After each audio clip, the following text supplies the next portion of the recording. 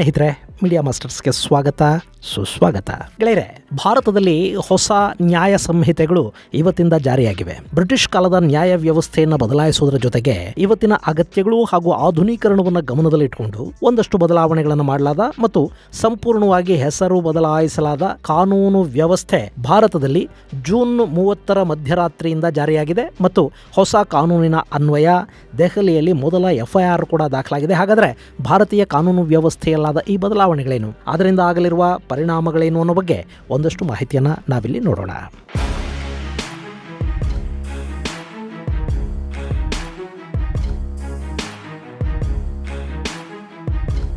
ಗೆಳೆಯರೆ, ಕಳೆದ ವರ್ಷ ಆಗಸ್ಟ್ ತಿಂಗಳಲ್ಲಿ ಕೇಂದ್ರ ಗೃಹ ಸಚಿವ ಅಮಿತ್ ಶಾ ಭಾರತದ ಕಾನೂನು ವ್ಯವಸ್ಥೆಯಲ್ಲಿ ಒಂದಷ್ಟು ಬದಲಾವಣೆಗಳನ್ನು ತರುವ ನಿಟ್ಟಲ್ಲಿ ಹೊಸ ಸಂಹಿತೆಗಳ ಬಿಲ್ಲನ್ನು ಲೋಕಸಭೆಯಲ್ಲಿ ಮಂಡಿಸಿದರು ಮತ್ತು ಲೋಕಸಭೆ ಹಾಗೂ ರಾಜ್ಯಸಭೆಗಳೆರಡರಲ್ಲೂ ಅದು ಅಂಗೀಕಾರಗೊಂಡು ರಾಷ್ಟ್ರಪತಿಗಳ ಅಂಗೀಕಾರವನ್ನು ಪಡ್ಕೊಂಡು ಮಸೂದೆ ಕಾಯ್ದೆಯಾಗಿ ಬದಲಾಯಿತು.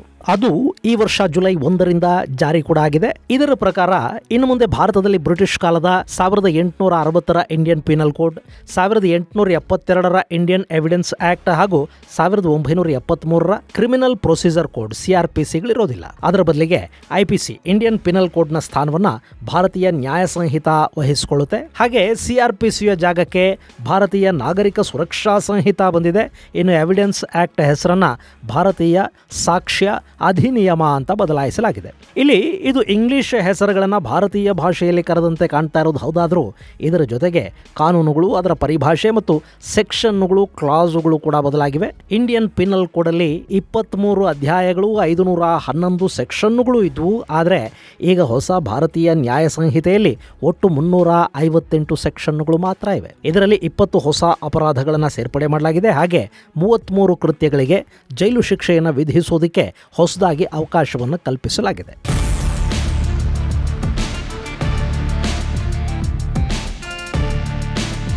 ಗೆಳೆಯರೆ, ಭಾರತದಲ್ಲಿ ಬ್ರಿಟಿಷರ ಕಾಲದ ಕಾನೂನನ್ನು ನಾವು ಬದಲಾಯಿಸ್ತಾ ಇದ್ದೀವಿ ಅಂತ ಸರ್ಕಾರ ಹೇಳಿಕೊಂಡದ್ದನ್ನು ಹೊರತುಪಡಿಸಿ ಕೂಡ ನಮ್ಮಲ್ಲಿ ಸಾಕಷ್ಟು ಕಾನೂನುಗಳಲ್ಲಿ ಬದಲಾವಣೆಯ ಅವಶ್ಯಕತೆ ಖಂಡಿತ ಇತ್ತು ಮತ್ತು ಇದೇ ಕೂಡ. ಜಗತ್ತು ದಿನೇ ದಿನೇ ಬದಲಾಗ್ತಾ ಇರುತ್ತೆ. ಹೀಗಾಗಿ ಆಯಾ ಕಾಲಕ್ಕೆ ಅನುಗುಣವಾಗಿ ಬದಲಾದ ಪರಿಸ್ಥಿತಿಗಳು ಹಾಗೂ ಅಪರಾಧಗಳನ್ನು ಗಮನದಲ್ಲಿಟ್ಟುಕೊಂಡು ಕಾನೂನುಗಳನ್ನು ಕೂಡ ಬದಲಾಯಿಸಬೇಕಾದ ಅಗತ್ಯ ಖಂಡಿತ ಇದೆ. ಈಗ ನೋಡಿ, ಇದು ಡಿಜಿಟಲ್ ಯುಗ. ಸಾಕಷ್ಟು ಅಪರಾಧಗಳು ಕಂಪ್ಯೂಟರ್ ಮೂಲಕ, ಆನ್ಲೈನ್ ಮೂಲಕ ನಡೆದು ಹೋಗುತ್ತವೆ. ಇಂಥ ಕಾಲಘಟ್ಟದಲ್ಲಿ ಡಿಜಿಟಲ್ ಸಾಕ್ಷ್ಯಾಧಾರಗಳನ್ನು ನಾವು ಪರಿಗಣನೆಗೆ ತೆಗೆದುಕೊಳ್ಳುವುದನ್ನು ಕಲಿಯದೇ ಇದ್ದರೆ ತನಿಖಾಧಿಕಾರಿಗಳು ಹಾಗೂ ನ್ಯಾಯದಾನ ಮಾಡೋರು ಡಿಜಿಟಲ್ ಬಗ್ಗೆ ಅರ್ಥ ಮಾಡ್ಕೊಳ್ಳೋದಕ್ಕೆ ಸಾಧ್ಯವಾಗದೇ ಇದ್ದರೆ ಸರಿಯಾದ ನ್ಯಾಯ ಕೊಡೋದಕ್ಕೆ ಕೂಡ ಸಾಧ್ಯ ಆಗೋದಿಲ್ಲ. ಇವತ್ತಿನ ದಿನಗಳಲ್ಲಿ ಕೂಡ ಅಪರಾಧ ಎಲ್ಲಿ ನಡೆದಿದೆಯೋ ಅಲ್ಲಿಗೆ ಹೋಗಿ ಕಂಪ್ಲೇಂಟ್ ಕಾಪಿನ ಪೆನ್ನು ಪೇಪರ್ ತಗೊಂಡು ಬರ್ಕೊಡಿ ಅಂತ ಕೇಳೋದಿದೆಯಲ್ಲ, ಅದು ತುಂಬ ಹಿಂದುಳಿದ ಹಾಗೆ ಕಾಣುತ್ತೆ. ಹಾಗೆ ಮಹಿಳೆಯರು ಮತ್ತು ಮಕ್ಕಳ ಮೇಲಿನ ದೌರ್ಜನ್ಯಗಳು, ಡಿಜಿಟಲ್ ಅಫೆನ್ಸುಗಳು, ವಂಚನೆ ಪ್ರಕರಣಗಳಿಗೆ ಸಂಬಂಧಪಟ್ಟ ಹಾಗೆ ಕಾನೂನುಗಳಲ್ಲಿ ಸಾಕಷ್ಟು ಬದಲಾವಣೆಗಳ ಅಗತ್ಯ ಕಂಡು ಬರ್ತಾ ಇತ್ತು. ಅದೆಲ್ಲದಕ್ಕಿಂತ ಹೆಚ್ಚಾಗಿ ನಮ್ಮ ನ್ಯಾಯಾಲಯದಲ್ಲಿನ ಪೆಂಡಿಂಗ್ ಕೇಸುಗಳು ಗಾಬರಿ ಹುಟ್ಟಿಸುವ ಮಟ್ಟದಲ್ಲಿವೆ ಅನ್ನೋದು ಅತ್ಯಂತ ಆತಂಕಕಾರಿ ಅನ್ನಿಸ್ತಾ ಇತ್ತು. ಯಾಕೆಂದ್ರೆ ನ್ಯಾಯದಾನದ ವಿಳಂಬ ಅನ್ನೋದು ಕೂಡ ಸಾಕಷ್ಟು ಸಮಸ್ಯೆಗಳಿಗೆ ಕಾರಣವಾಗುವ ವಿಷಯ. ಹೀಗಾಗಿ ಭಾರತದ ಕಾನೂನುಗಳಲ್ಲಿ ಸಾಕಷ್ಟು ಬದಲಾವಣೆಗಳನ್ನು ತರಬೇಕಾದ ಅಗತ್ಯ ಇದೆ ಅನ್ನೋ ಕೂಗು ಸಾಕಷ್ಟು ದಿನಗಳಿಂದ ಇತ್ತು. ಗೆಳೆಯರೆ, ನಮ್ಮದು 140 ಕೋಟಿ ದಾಟಿದ ಜನಸಂಖ್ಯೆ. ಇಷ್ಟು ದೊಡ್ಡ ದೇಶದಲ್ಲಿ ಅಪರಾಧ ಪ್ರಕರಣಗಳು ಕೂಡ ತುಂಬಾನೇ ಇರುತ್ತವೆ. ಜನಸಂಖ್ಯೆ ಕಡಿಮೆ ಇದ್ದಾಗ ಅಥವಾ 100 ವರ್ಷಗಳ ಹಿಂದಿನ ಕಾನೂನುಗಳನ್ನು ಇಟ್ಟುಕೊಂಡು ಇವತ್ತಿನ ಅಪರಾಧಗಳನ್ನು ನಿಯಂತ್ರಿಸೋದಿದೆಯಲ್ಲ, ಅದು ಕಷ್ಟದ ಕೆಲಸ. ಹೀಗಾಗಿ ಬದಲಾವಣೆಯ ಅಗತ್ಯ ಇದೆ ಅನ್ನೋದು ಸಾಕಷ್ಟು ತಜ್ಞರ ಅಭಿಪ್ರಾಯ ಆಗಿತ್ತು. ಹಾಗೆ ಕೆಲ ವಿಷಯಗಳಿಗೆ ಸಂಬಂಧಪಟ್ಟ ಹಾಗೆ ಬದಲಾವಣೆಗಳ ಬಗ್ಗೆ ಸಾಕಷ್ಟು ಬಾರಿ ಸುಪ್ರೀಂ ಕೋರ್ಟ್ ಕೂಡ ಸರ್ಕಾರಕ್ಕೆ ಸೂಚನೆಯನ್ನು ಕೊಡ್ತಾ ಬರ್ತಾ ಇತ್ತು. ಹೀಗಾಗಿ ಕೇಂದ್ರ ಸರ್ಕಾರ ಈ 3 ಸಂಹಿತೆಗಳನ್ನು ಜಾರಿಗೆ ತರೋ ನಿರ್ಧಾರವನ್ನು ಮಾಡಿತು.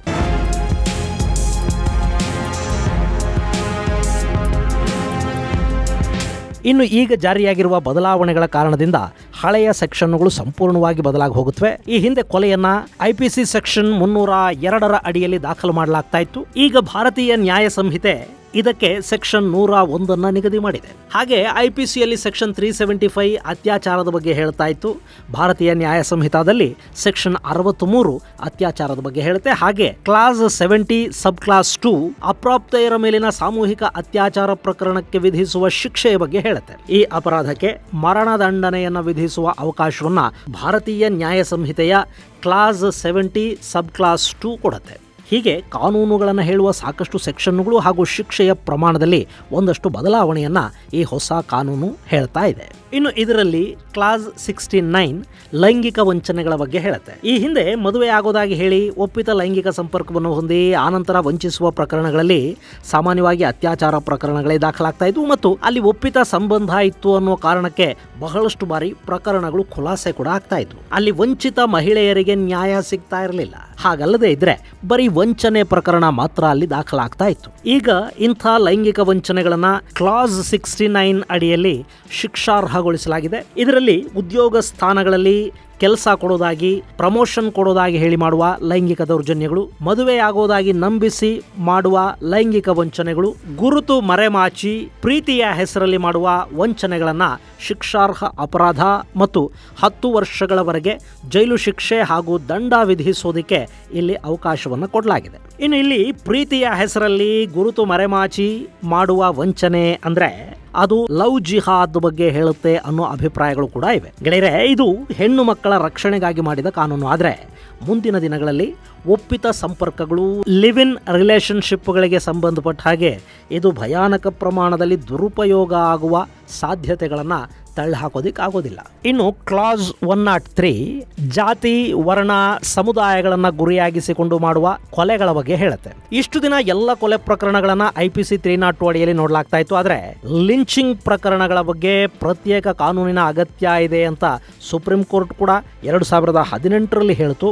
ಹೀಗಾಗಿ ಇನ್ನು ಮುಂದೆ ಜಾತಿ ಅಥವಾ ಸಮುದಾಯಗಳನ್ನು ಗುರಿಯಾಗಿಸಿಕೊಂಡು ಮಾಡುವ ಹತ್ಯೆಗಳು ಕ್ಲಾಸ್ 103ರ ಅಡಿಯಲ್ಲಿ ಬರುತ್ತವೆ. ಇನ್ನು IPCಯಲ್ಲಿ ಸಂಘಟಿತ ಅಪರಾಧಗಳಿಗಾಗಿ ಪ್ರತ್ಯೇಕ ಕಾನೂನು ಅಂತ ಯಾವುದೂ ಇರಲಿಲ್ಲ.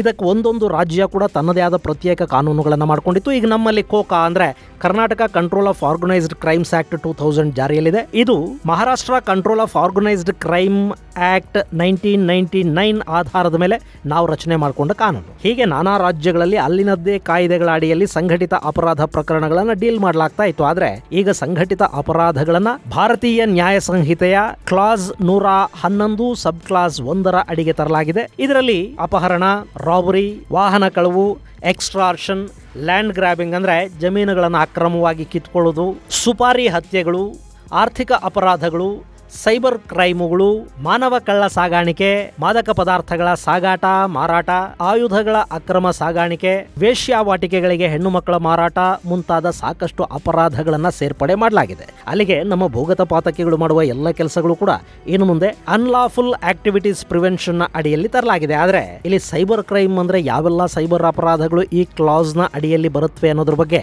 ಸ್ಪಷ್ಟನೆಯನ್ನು ಕೊಡಲಾಗಿಲ್ಲ. ಸಾಕಷ್ಟು ರೀತಿಯ ಸೈಬರ್ ಕ್ರೈಮ್ಗಳು ನಡೀತಾ ಇರುತ್ತವೆ. ಸೈಬರ್ ವಂಚನೆಗಳಿಂದ ಹಿಡಿದು ಯಾರಿಗೂ ಅಶ್ಲೀಲ ಮೆಸೇಜುಗಳನ್ನು ಕಳುಹಿಸುವವರೆಗೆ ನಾನಾ ರೀತಿಯ ಸೈಬರ್ ಅಫೆನ್ಸ್ಗಳಿವೆ. ಅದರಲ್ಲಿ ಯಾವೆಲ್ಲ ಈ ಕ್ಲಾಸ್ 111 ಸಬ್ ಕ್ಲಾಸ್ 1ರ ಅಡಿಯಲ್ಲಿ ಬರುತ್ತವೆ ಅನ್ನೋದಕ್ಕೆ ಸ್ಪಷ್ಟನೆ ಸಿಗ್ತಾ ಇಲ್ಲ. ಇನ್ನು ಕಳ್ಳತನಕ್ಕೆ ಸಂಬಂಧಪಟ್ಟ ಹಾಗೆ ಕೂಡ ಸೆಕ್ಷನ್ 304 ಸಬ್ ಸೆಕ್ಷನ್ 1 ಅನ್ನ ಹೊಸದಾಗಿ ಸೇರ್ಪಡೆ ಮಾಡಲಾಗಿದೆ. ಇದು ಚೈನ್ ಸ್ನ್ಯಾಚಿಂಗ್ನಿಂದ ಹಿಡಿದು ಯಾವುದೇ ವಸ್ತುವನ್ನು ನಿಮ್ಮಿಂದ ಬಲವಂತವಾಗಿ ಕಿತ್ಕೊಳ್ಳೋದನ್ನ ಶಿಕ್ಷಾರ್ಹ ಅಪರಾಧ ಅಂತ ಹೇಳುತ್ತೆ.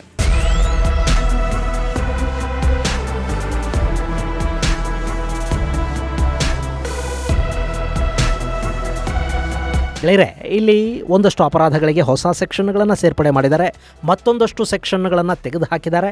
ಜೊತೆಗೆ ಸಂಪೂರ್ಣವಾಗಿ ಸೆಕ್ಷನ್ಗಳು ಬದಲಾಗಿವೆ. ಹೀಗಾಗಿ ಇದು ಒಂದಷ್ಟು ದಿನಗಳ ಕಾಲ ಪೊಲೀಸರಿಗೆ ಹಾಗೂ ವಕೀಲರಿಗೆ ಒಂದಷ್ಟು ಕನ್ಫ್ಯೂಷನ್ಗಳಿಗೆ ಕಾರಣ ಆಗುತ್ತೆ. ಈಗಾಗಲೇ ಕರ್ನಾಟಕ ಸೇರಿದ ಹಾಗೆ ದೇಶದ ನಾನಾ ಭಾಗಗಳಲ್ಲಿ ಪೊಲೀಸರಿಗೆ ಹೊಸದಾಗಿ ಕಾಯ್ದೆಗಳ ಬಗ್ಗೆ ತರಬೇತಿ ಕೊಡಿಸುವ ಕೆಲಸ ನಡೆದಿದೆ. ನಮ್ಮಲ್ಲಿ ಪೊಲೀಸರಿಗೆ ಹೊಸ ಕಾಯ್ದೆಗಳ ಕುರಿತಾದ ಹ್ಯಾಂಡ್ ಬುಕ್ ಒಂದನ್ನು ಕೂಡ ಕೊಡಲಾಗಿದೆ. ಪೊಲೀಸ್ ವೆಬ್ಸೈಟ್ ಅಲ್ಲೂ ಬದಲಾವಣೆಗಳನ್ನು ತಂದಿರುವುದಾಗಿ ಪೊಲೀಸ್ ಮಹಾನಿರ್ದೇಶಕರು ತಿಳಿಸಿದ್ದಾರೆ. ಆದರೂ ಸ್ವಲ್ಪ ದಿನಗಳ ಕಾಲ ಒಂದಷ್ಟು ಗೊಂದಲ ಇದ್ದೇ ಇರುತ್ತೆ. ಆ ನಂತರ ಇದು ಸರಿ ಹೋಗುತ್ತೆ. ಇನ್ನು ವಕೀಲ ಮಿತ್ರರು ಕೂಡ ಸ್ವಲ್ಪ ಕಾಲದವರೆಗೆ ಇದನ್ನು ಅನುಭವಿಸಬೇಕು. ಸಾಕಷ್ಟು ಸೀನಿಯರ್ ವಕೀಲರಿಗೆ ಈ ಸೆಕ್ಷನ್ಗಳು ಸದಾ ನಾಲಿಗೆ ಮೇಲೆ ಇರ್ತಾ ಇದ್ವು. ಈಗ ಈ ಬದಲಾವಣೆ ಅವರನ್ನು ಮತ್ತೆ ಓದೋದಕ್ಕೆ ಹಚ್ಚುತ್ತೆ. ಇಷ್ಟು ಬಿಟ್ಟರೆ ಜನಸಾಮಾನ್ಯರಿಗೆ ಈ ಬದಲಾವಣೆಯಿಂದ ಅಂಥ ಯಾವ ಸಮಸ್ಯೆಯೂ ಇರೋದಿಲ್ಲ. ದೈನಂದಿನ ಜೀವನದ ಮೇಲೆ ಇದು ಅಂಥ ಪ್ರಭಾವವನ್ನೂ ಬೀರೋದಿಲ್ಲ. ಆದರೆ ಹೊಸ ಕಾಯ್ದೆಗಳು ನ್ಯಾಯದಾನದ ವೇಗವನ್ನು ಹೆಚ್ಚು ಮಾಡುತ್ತವೆ ಅಂತ ಹೇಳಲಾಗ್ತಾ ಇದೆ. ಇಲ್ಲಿ ಅಪರಾಧ ಪ್ರಕರಣಗಳ ಬಗ್ಗೆ ವಿಚಾರಣೆ ಪೂರ್ಣಗೊಂಡ 45 ದಿನಗಳ ಒಳಗಾಗಿ ತೀರ್ಪನ್ನು ಕೊಡಬೇಕು. ವಿಚಾರಣೆ ಆರಂಭವಾದ 60 ದಿನಗಳ ಒಳಗಾಗಿ ಚಾರ್ಜ್ ಮಾಡಬೇಕು. ಅನಗತ್ಯವಾಗಿ ವಾಯಿದೆಗಳನ್ನು ಹೇಳಿ ಕಾಲಹರಣ ಮಾಡೋ ಹಾಗಿಲ್ಲ. ಇದು ಒಂದಷ್ಟರ ಮಟ್ಟಿಗೆ ನ್ಯಾಯದಾನಕ್ಕೆ ವೇಗವನ್ನು ಕೊಡಬಹುದು ಅಂತ ಹೇಳ್ತಾ ಇದ್ದಾರೆ. ಹಾಗೆ ಯಾವುದೇ ಅಪರಾಧ ಪ್ರಕರಣದಲ್ಲಿ ಪೊಲೀಸ್ ಕಸ್ಟಡಿಗೆ ಆರೋಪಿಗಳನ್ನು ಅತಿ ಹೆಚ್ಚು ಅಂದರೆ 15 ದಿನಗಳವರೆಗೆ ಕೊಡಲಾಗ್ತಾ ಇದೆ. ಹೊಸ ಕಾಯ್ದೆಯ ಪ್ರಕಾರ ಈ ಅವಧಿಯನ್ನು 90 ದಿನಗಳವರೆಗೆ ಹೆಚ್ಚಿಸುವ ಅವಕಾಶ ಇರುತ್ತೆ ಮತ್ತು ಇದು ಪೊಲೀಸರಿಗೆ ತನಿಖೆಗೆ ಬೇಕಾದ ಕಾಲಾವಕಾಶವನ್ನು ಹೆಚ್ಚು ಮಾಡುತ್ತೆ. ಇದರ ಜೊತೆಗೆ ಇನ್ನು ಮುಂದೆ ಸಮನ್ಸ್ ಕೊಡೋದಕ್ಕೆ ನಿಮ್ಮ ಮನೆ ಬಾಗಿಲಿಗೆ ಪೊಲೀಸರೇ ಬರಬೇಕು ಅಂತೇನಿಲ್ಲ. ಅವರು ವಾಟ್ಸಪ್ಪಲ್ಲಿ SMS ಮೂಲಕ ಅಥವಾ ಇಮೇಲ್ ಮೂಲಕ ಕೂಡ ಡಿಜಿಟಲ್ ರೂಪದಲ್ಲೂ ನಿಮಗೆ ಸಮನ್ಸ್ ಅನ್ನು ಕೊಡೋದಕ್ಕೆ ಸಾಧ್ಯ ಆಗುತ್ತೆ. ಜೊತೆಗೆ ಡಿಜಿಟಲ್ ಸಾಕ್ಷ್ಯಾಧಾರಗಳು ಅಂದ್ರೆ ವಿಡಿಯೋ ರೆಕಾರ್ಡಿಂಗು, ಆಡಿಯೋ ರೆಕಾರ್ಡಿಂಗ್ ಮುಂತಾದವುಗಳನ್ನು ಕೂಡ ಸಾಕ್ಷ್ಯಗಳನ್ನಾಗಿ ಪರಿಗಣಿಸುವ ಅವಕಾಶವನ್ನ ಈ ಹೊಸ ಕಾಯ್ದೆ ಕೊಡ್ತಾ ಇದೆ. ಇನ್ನು ಅಪರಾಧಗಳು ನಡೆದ ಸ್ಥಳಗಳಲ್ಲಿ ವಿಡಿಯೋ ಚಿತ್ರೀಕರಣವನ್ನ ಕಡ್ಡಾಯಗೊಳಿಸಲಾಗಿದೆ. ಹಾಗೆ ಫೋರೆನ್ಸಿಕ್ ತನಿಖೆಗೆ ಕೂಡ ಹೆಚ್ಚಿನ ಆದ್ಯತೆಯನ್ನ ಈ ಹೊಸ ಕಾಯ್ದೆಗಳು ಕೊಡ್ತಾ ಇವೆ. ಈ ಮೂಲಕ ಇನ್ನು ಮುಂದೆ ಎಲ್ಲ ರಾಜ್ಯಗಳಲ್ಲೂ ಕೂಡ ಫೋರೆನ್ಸಿಕ್ ಎಕ್ಸ್ಪರ್ಟ್ಸ್ಗೆ ಬೇಡಿಕೆ ಹೆಚ್ಚಾಗುತ್ತೆ. ತನಿಖೆಯ ಭಾಗವಾಗಿ ಫೋರೆನ್ಸಿಕ್ ಸೈನ್ಸ್ ಅನ್ನ ಹೆಚ್ಚು ಬಳಸಿಕೊಳ್ಳುವ ಅವಕಾಶವನ್ನ ಈ ಹೊಸ ಕಾಯ್ದೆ ಕೊಡುತ್ತೆ.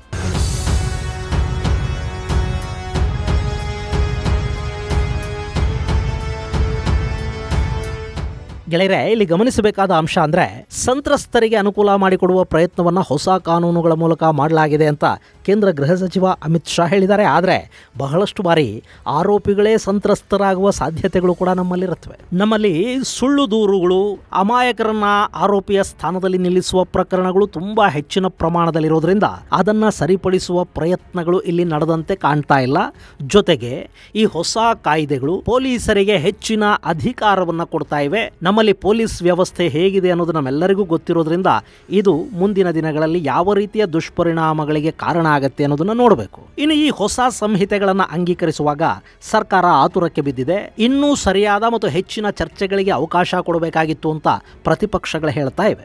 ಸಂಸತ್ತಲ್ಲಿ ಪ್ರತಿಪಕ್ಷಗಳ 148 ಸದಸ್ಯರನ್ನ ಉಚ್ಚಾಟಿಸಿ ಈ ಮಸೂದೆಯನ್ನ ಅಂಗೀಕರಿಸಲಾಗಿದೆ ಅಂತ ಖರ್ಗೆ ಟ್ವೀಟ್ ಮಾಡಿದ್ದಾರೆ. ಇದು ಪೊಲೀಸರಿಗೆ ಹೆಚ್ಚಿನ ಅಧಿಕಾರವನ್ನು ಕೊಡುವ ಮೂಲಕ ಪೊಲೀಸ್ ರಾಜ್ ಸೃಷ್ಟಿಗೆ ಕಾರಣವಾಗುತ್ತೆ ಅಂತ ಮನೀಶ್ ತಿವಾರಿ ಹೇಳಿದ್ದಾರೆ. ಈ ಬಗ್ಗೆ ಪುನರ್ ಪರಿಶೀಲಿಸಿ ಅಂತ ಮಮತಾ ಬ್ಯಾನರ್ಜಿ ಪ್ರಧಾನಿ ನರೇಂದ್ರ ಮೋದಿ ಅವರಿಗೆ ಪತ್ರ ಬರೆದಿದ್ದಾರೆ. ಆದರೆ ಈ ಕಾಯ್ದೆಗಳು ನಿನ್ನೆ ಮಧ್ಯರಾತ್ರಿಯಿಂದಲೇ ಜಾರಿಗೆ ಬಂದಾಗಿದೆ. ದೆಹಲಿಯ ಫುಟ್ಪಾತ್ ಅಲ್ಲಿ ವ್ಯಾಪಾರ ಮಾಡ್ತಾ ಇದ್ದ ಬಿಹಾರಿ ವ್ಯಕ್ತಿಯೊಬ್ಬನ ಮೇಲೆ ಸಾರ್ವಜನಿಕ ಸ್ಥಳದಲ್ಲಿ ನಾಗರಿಕರ ಸಂಚಾರಕ್ಕೆ ಅಡ್ಡಿ ಉಂಟು ಮಾಡಿದ ಪ್ರಕರಣವೊಂದು ಈ ಕಾಯ್ದೆಯ ಅಡಿಯಲ್ಲಿ ಮೊಟ್ಟ ಮೊದಲ ಪ್ರಕರಣವಾಗಿ ದಾಖಲಾಗಿದೆ. ಇನ್ನು ಇವತ್ತಿನಿಂದ ಸಂಪೂರ್ಣವಾಗಿ ಹೊಸ ಕಾಯ್ದೆಯ ಅಡಿಯಲ್ಲೇ ಕಾನೂನು ವ್ಯವಸ್ಥೆ ಕೆಲಸ ಮಾಡುತ್ತೆ. ಆದರೆ ಈ ಹಿಂದಿನ ಪ್ರಕರಣಗಳೇನಿವೆ ಅವು ಈ ಹಿಂದಿನ ಸೆಕ್ಷನ್ಗಳ ಅಡಿಯಲ್ಲೇ ವಿಚಾರಣೆಗೆ ಒಳಪಡುತ್ತವೆ. ಅದರಲ್ಲಿ ಯಾವ ಬದಲಾವಣೆಗಳು ಇರೋದಿಲ್ಲ. ಇದು ಗೆಳೆಯರೆ ಹೊಸ ಸಂಹಿತೆಗಳ ಕುರಿತಾದ ಒಂದಷ್ಟು ಮಾಹಿತಿ. ಈ ಬಗ್ಗೆ ಇನ್ನೂ ವಿವರವಾಗಿ ಹೇಳೋದಕ್ಕೆ ಇದು ತುಂಬಾನೇ ದೊಡ್ಡ ವಿಷಯ. ಇದನ್ನ ಸಂಪೂರ್ಣವಾಗಿ ಹೇಳೋದಕ್ಕೆ 1-2 ಸಂಚಿಕೆಗಳು ಕೂಡ ಸಾಕಾಗೋದಿಲ್ಲ. ಹೀಗಾಗಿ ನಿಮಗೆ ಬೇಕಾಗುವಷ್ಟು ಮಾಹಿತಿಯನ್ನು ಮಾತ್ರ ಇಲ್ಲಿ ಹೇಳಿದ್ದೀನಿ. ಮುಂದಿನ ದಿನಗಳಲ್ಲಿ ಅವಕಾಶ ಸಿಕ್ಕಾಗ ಮತ್ತಷ್ಟು ವಿವರವಾಗಿ ಇದರ ಬಗ್ಗೆ ಹೇಳೋ ಪ್ರಯತ್ನ ಮಾಡ್ತೀನಿ. ಅಲ್ಲಿವರೆಗೆ ಜೈ ಹಿಂದ್, ಜೈ ಕರ್ನಾಟಕ.